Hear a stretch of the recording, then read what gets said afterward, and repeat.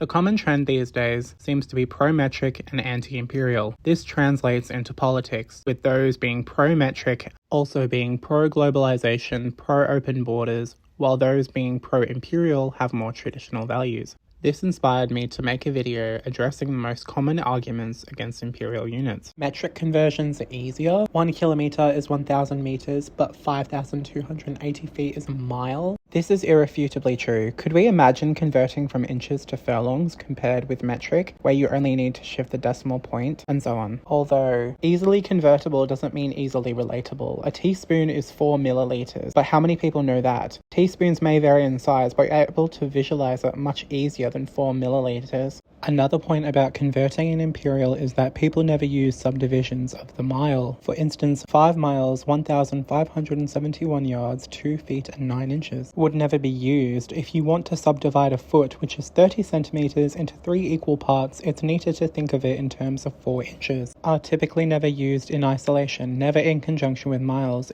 5,280 feet, while mathematically correct, is simply just a straw man, a misrepresentation of the imperial system. The conversions are far easier in metric than they are in imperial, although commonly used examples to show how the imperial system and its units are never used. Commonly used imperial conversions are not as hard as people make them out to be.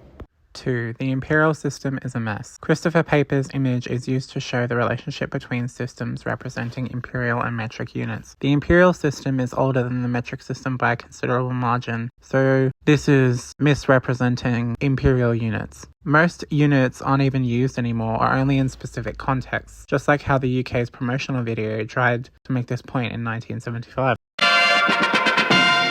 I don't think we should go over to metric. I'm quite happy with the weights and measures we use today, the ones we're familiar with. But how familiar are they? How many yards are there in a furlong? How many firkins in a hogshead?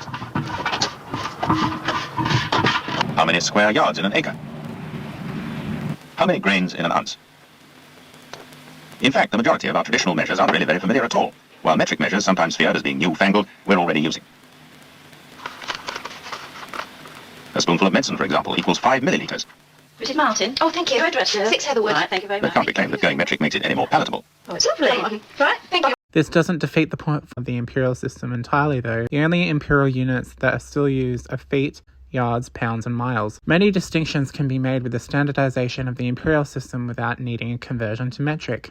Some metric units also have their fair share of inconsistencies as well. Shakes, angstroms, light years, light nanoseconds, parsecs, electron volts, foes, ergs, etc. But these are only used in specific circumstances, just like how in the imperial system has links, cubits and skynes, and barleycorns, but we don't act like people use them all the time. 3. The imperial system caused a blown-up spaceship. Specifically, the Mars Climate Orbiter, Air Canada fueling incident, and other such instances are used as an excuse to show how metric is better. These instances occurred because of the two systems being used in conjunction with one another. Same could have easily happened at the interface between two metric systems like SI and CGS. I get extremely annoyed at metric elitists whining about how the US still uses the imperial system. Just because they're influential and your country is mostly metric doesn't entitle you to force the US to follow suit, especially since they're perfectly fine to continue using the imperial system. It is symbolic of the US's cultural capital and they ought to be themselves. Like I said in the beginning, pro-metric people are just globalists who want every country to be the same. What a boring world we would all live in if that were the case.